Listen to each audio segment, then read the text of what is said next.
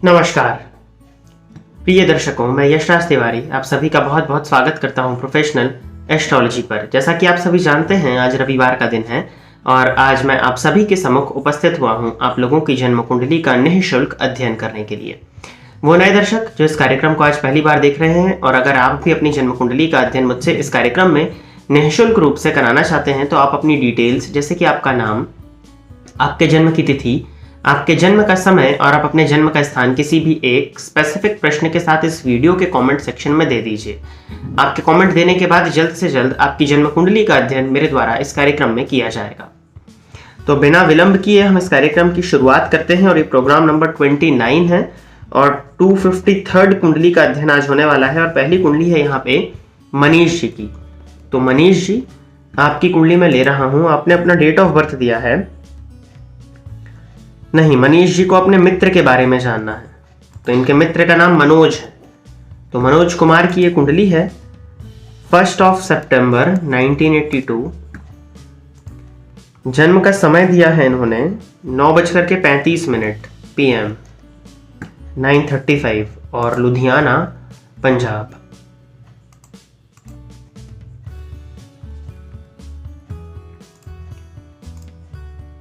तो मनोज कुमार जी की कुंडली है मेष लग्न की, राशि इनकी मकर बनती है। प्रश्न इन्होंने किया है कि इनकी बिजनेस में प्रॉब्लम चल रही है फॉर लॉन्ग टाइम्स। देखिए, गुरु की महादशा में राहु का अंतर और कुंडली मेष लग्न की है। सबसे पहली चीज तो मेष लग्न की कुंडली है तो व्यापार भाव में मंगल बैठे हैं, कहीं पार्टनरशिप में बिजनेस तो नहीं है, पार्टनरशिप का बिजनेस इस लग्न में नहीं चलता।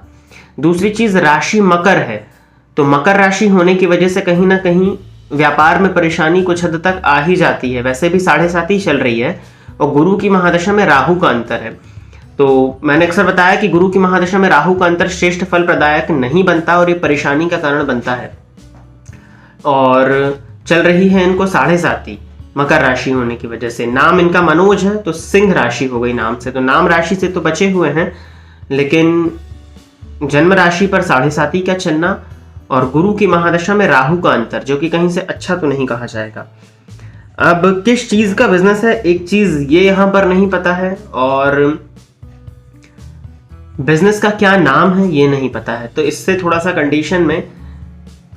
कंडीशन को समझने में परेशानी हो रही है। हालांकि गुरु में राहु मार्च 2023 तक चलेंगे और 7.5 भी चलेगी जनवरी 2023 तक मध्य ढैया, उसके बाद में अंतिम ढैया जो आएगी जो कि कहीं करीब 2026 तक जाएगी। तो अभी परेशानी है।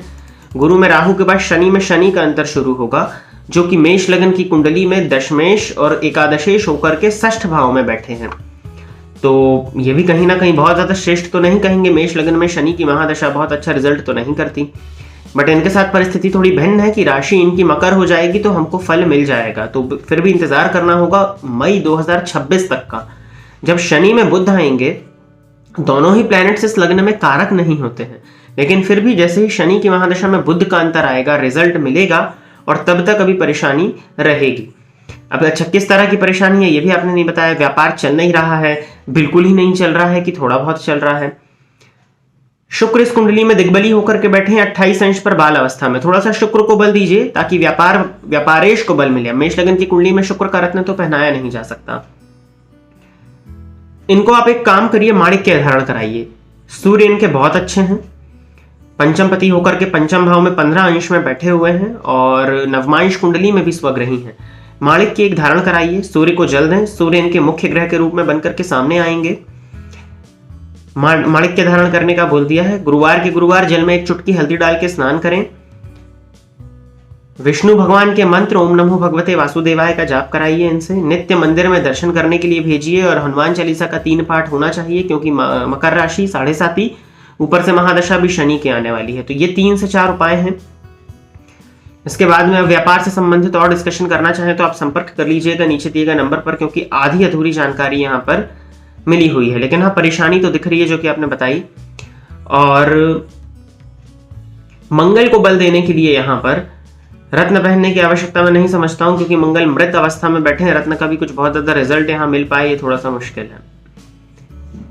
तो मंगलवार के दिन अपने माथे पर लाल चंदन का तिलक लगाना ये शुरू करें। अब ज्यादा उपाय मैं यहाँ नहीं बता पाऊंगा, लेकिन फिर भी इतने उपाय कराने से रिजल्ट मिल जाएगा। सूर्य आराधना कराइए और सूर्य ही इनके मुख्य ग्रह के रूप में सामने आते हैं। पंचमेश होकर के पंचम भाव में बैठना, पूरी कुंडली को ये संभाल लेंगे। तो सूर्य के पास में इतना बल है कि पूरी कुंडली को कंट्रोल कर देंगे, तो सूर्य की आराधना कराइए बस। अगली जन्म कुंडली दीपिका साहने जी की है। तो दीपिका जी, अच्छा, इन्होंने भी अपनी बेटी की कुंडली दी है, तत्सत नाम है इनका। इन्होंने शायद इनका चार्ट देखा हुआ, ध्यान नहीं आ रहा है, लेकिन फिर भी सुना लग रहा है। 1 जुलाई 2006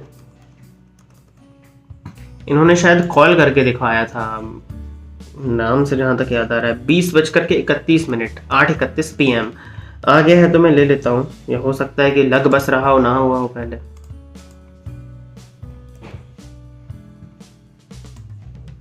मकर लग्न की जन्म कुंडली है, राशि इनकी सिंह बनती है। और क्वेश्चन क्या पूछा है इन्होंने, करियर सक्सेसफुल होगा या नहीं होगा। मकर लग्न की कुंडली में शनि बन जाते हैं, लग्नेश जाकर के सप्तम भाव में बैठे हैं, कर्क राशि में पुष्य नक्षत्र में बैठ के लग्न को देख रहे हैं। और भाग्य भाव के अधिपति उच्च शिक्षा भाव के मालिक बुध, वो भी पुष्य नक्षत्र में सप्तम भाव में बैठ के लग्न को देखते हैं। और शिक्षा भाव के मालिक शिक्षा भाव में है। शिक्षा के कारक गुरु वक्री अवस्था में बैठे हुए हैं, लेकिन 15 अंश पर है, तो रिजल्ट कर देंगे। और स्थिति तो ठीक है, भाव भावपति भाव कारक तीनों ही मजबूत हैं। और इस कुंडली में करियर अच्छा ही है, क्योंकि दशमपति स्वग्रही है। दशमपति स्वग्रही होकर के बैठे हैं पंचम भाव में, फलस्वरूप अपने दूसरे घर के प्रभाव को बली करेंगे।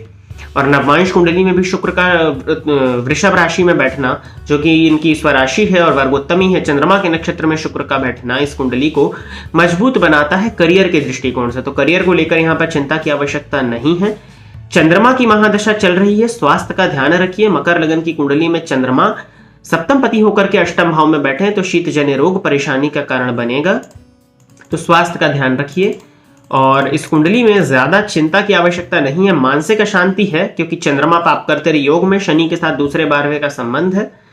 तो शिव जी की आराधना कराइए, दुर्गा जी इष्ट देवता बनती हैं, दुर्गा जी की आराधना, तो ये 2 उपाय इनसे कराइए। सूर्य को जल देने की आदत डलवाइए, बाकी कुंडली ठीक है। मानसिक अशांति, थोड़ा सा अंतर्मुखी व्यक्तित्व का होना, ये इस कुंडली में दिखता है। विलंब के साथ में यहाँ पे सफलता मिलेगी, क्योंकि शनि की दृष्टि लग्न पर है, जो कि उनका स्वयं का घर है। तो विलंब कराएंगे परंतु सफलता देंगे। करियर वगैरह को लेकर के चिंता करने की आवश्यकता इस कुंडली में नहीं है। महादशाओं का फेवर इनको नहीं मिल पा रहा है। चंद्रमा मंगल और फिर राहु की महादशा 2034 में लगेगी, तो बहुत अच्छा या बहुत जल्दी चीजों को अचीव कर लेना इस कुंडली में दिक्कत है। देर के साथ में यहाँ सफलता मिलेगी, तो विलंब है, विलंब के साथ में चलेगी कुंडली।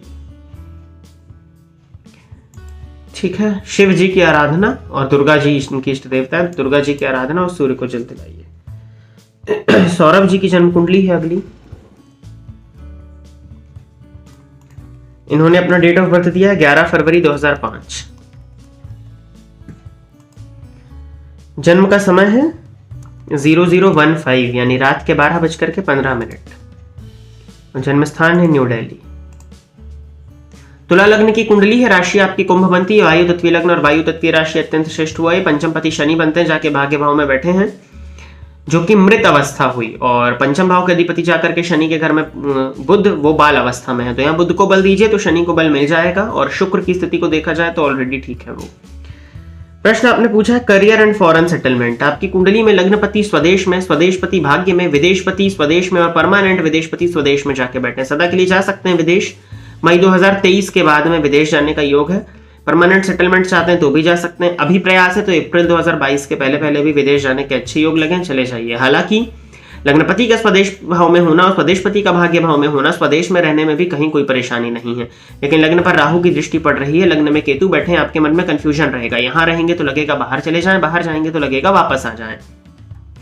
तो ये तो आपकी अपने व्यक्तित्व के साथ में जंग है, ये सदैव जारी रहेगी। अभी तो 2005 का जन्म है, उम्र बहुत छोटी है आपकी, तो ये हमेशा आपके साथ में रहेगा ही कंफ्यूजन की स्थिति। तुला लग्न की कुंडली में शनि की महादशा आपको मिल गई है, तो ये बहुत अच्छा है। आगे आने वाली भी महादशाएं बुध की हैं, तो हर प्रकार से आपको इस जो बाल्यकाल से ऊपर जो किशोरावस्था होती है, उसमें अगर आपको आपकी जन्म कुंडली की कारक महादशाएं मिल जाएं, यानी कि आपकी जन्म कुंडली में जो प्लैनेट्स कारक होते हैं, उस कुंडली की उन कारक प्लैनेट्स की अगर महादशा आपको मिल जाए, तो वो आपके जीवन काल को या आपके फ्यूचर को बदलने वाली होती है। क्योंकि वर्तमान परिस्थिति ही व्यक्ति के भविष्य का निर्धारण करती है। तो कहीं ना कहीं तुला लग्न की कुंडली में 2005 के जन्मे बालक को ये महादशा शनि की अगर मिल गई तो ये बहुत श्रेष्ठ है, क्योंकि कोई भी प्लैनेट, उस सूत्र को याद करिए जो शुरुआत में बताया था, कोई भी प्लैनेट अगर केंद्र और त्रिकोण का एक साथ स्वामी बन जाए तो वो अत्यंत कारक बन जाता है। तो यहाँ पे चतुर्थेश और पंचमेश, एक त्रिकोण और एक केंद्र का मालिक शनि जाके भाग्य भाव में बैठा है और उन्हीं की महादशा है, तो बढ़िया हो गया ये। अब एक काम करिए, यहाँ पे विदेश जाने का है, कहीं कोई दिक्कत नहीं है। करियर भी दशमपति पंचम में बैठे हैं, पंचमपति भाग्य में बैठे हैं, भाग्यपति चतुर्थ में बैठे हैं, करियर अच्छा है, विदेश चले जाओ आप। यहां पे लेकिन शनि के पास में बल नहीं है। जितनी तारीफ की शनि की महादशा की, वो रिजल्ट लेने के लिए शनि को बल देना होगा। हालांकि शनि वर्गोत्तमी है, षडबल में शनि के पास में बल है, लेकिन फिर भी वो बल नहीं है जिस बल की हमको आवश्यकता है। हनुमान जी के मंदिर में जाइए दर्शन करने के लिए नित्य रोज, और शनिवार के दिन अपने जल में, नहाने के जल में काला तिल मिलाकर के स्नान करना शुरू करिए। यह आपके शनि को थोड़ा बल देगा। श्रमिक की सहायता करिए, दान देकर के नहीं, उनकी योग्यता के हिसाब से उनको काम देकर के सहायता करिए, तो शनि को बल मिलेगा।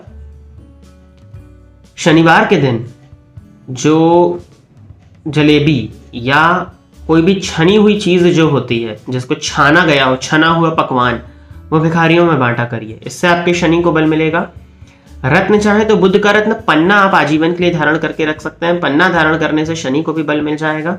और चाहे तो शुक्र का रत्न ओपल भी धारण कर सकते हैं। ये भी ओपल की तरफ इसलिए नहीं कह रहा हूं कि उम्र अभी जो है कम है, 16-17 साल की लगभग उम्र है आपकी, तो ओपल मत पहनिए, कहीं ना कहीं भटकाव की तरफ ले जाएगा, क्योंकि शुक्र दिग्बली है।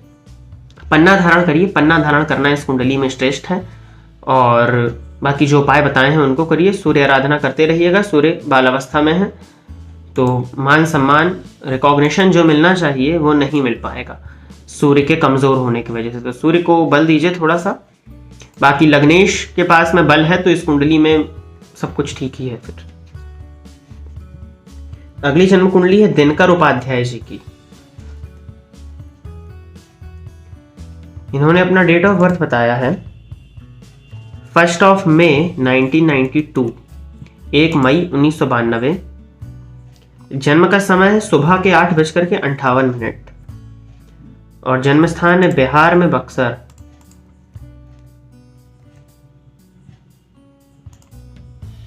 दिनकर जी मिथुन लग्न है, मीन राशि बनती है, लग्नपति जाकर के दशम भाव में बैठे हैं नीच राशि में, बुध रेवती नक्षत्र में। हालांकि गुरु का पराक्रम भाव में होना नीचत्व भंग तो नहीं कर रहा है ना, तो कहीं ना कहीं परेशानी थोड़ा सा आ जाती है जब भी लग्नेश नीच के हों, तो ये जीवन काल में संघर्ष को भर देते हैं। हालांकि बुध हैं, अपने ही घर में बैठे हैं, दशम भाव में अति विशिष्ट कारक होते हैं ये, और खुद के नक्षत्र में है तो उतना ज्यादा नीच का प्रभाव नहीं आएगा। लाभ भाव में उच्च का सूर्य बैठा है, कुंडली के दोषों का शमन तो ये कर देगा उच्च का सूर्य आपका। नवमांश में वो नीचारोही हो रहा है, कन्या राशि में है, तो थोड़ा सा परेशानी हो गई यहाँ पे। प्रश्न देखते हैं आपका क्या है। करियर में पुलिस इंस्पेक्टर में सफल हो पाऊंगा। दशम में मंगल बैठे हैं, दशम भाव में मंगल दिग्बली होते हैं, लेकिन वो मंगल मृत अवस्था में है और नवमांश कुंडली में नीच राशि में है। मंगल का बलाबल कुंडली में चाहिए होता है डिफेंस के सेक्टर में सफलता का, लेकिन सूर्य उच्च के हैं तो डिफेंस को छोड़ दीजिए। जो यूनिफॉर्म वाली जॉब है वो मंगल देता है, वो मुश्किल है। आप बी या सी ग्रेड लेवल की जॉब में जा सकते हो, एसएससी वगैरह की प्रिपरेशन आप कर सकते हो। हालांकि एसएससी में भी मंगल की आवश्यकता होती है, लेकिन सूर्य बली है ना, तो तैयारी करिए। लेकिन यहाँ पे ये दिक्कत है आपका, मेनली पुलिस सेक्टर जो आप बोल रहे हो, तो वहां पे थोड़ा परेशानी है। मंगल के पास षडबल में बल आ रहा है, लेकिन फिर भी उसके बाद में भी वो नीच राशि का जो नवमांश का प्रभाव दे रहे हैं ना, वो रिजल्ट नहीं मिल पाएगा और अंश बल में मृत है। तो आप सरकारी नौकरी में जा तो सकते हो क्योंकि उच्च का सूर्य आपको मिल गया है, तो ले जाएगा ये। लेकिन आप मिथुन लग्न के हैं, क्यों जाना चाहते हैं उस जगह? व्यापार की तरफ जाइए। व्यापार, क्योंकि कंसल्टेंसी का काम इस लग्न में बहुत अच्छा। व्यापार भाव में गुरु की राशि, व्यापारपति व्यापार भाव को देख रहे हैं, व्यापार भाव में राहु बैठे हैं, वो भी मूल नक्षत्र में, केतु के नक्षत्र में। आप व्यापार की तरफ जाओ, प्रिपरेशन करते रहो। हालांकि मिलेगा नहीं सुख आपको सरकारी नौकरी में बहुत ज्यादा भी। ये व्यापार वाली कुंडली है, ये नौकरी वाली कुंडली वैसे भी नहीं है ना, तो आप इस तरफ प्रयास करिए। गणेश जी का मंत्र ओम गंग गणपते नमः, इस मंत्र का जाप किया करिए रोज 3 माला। दीपांशु कपूर जी की अगली जन्म कुंडली है, इस कुंडली को लेते हैं, फिर इस कार्यक्रम को समापन की ओर लेकर के चलेंगे। 8 अक्टूबर 2003 इन्होंने अपना डेट ऑफ बर्थ बताया है। जन्म का समय इन्होंने दिया है 6:55 सुबह के, और जन्म स्थान है न्यू दिल्ली।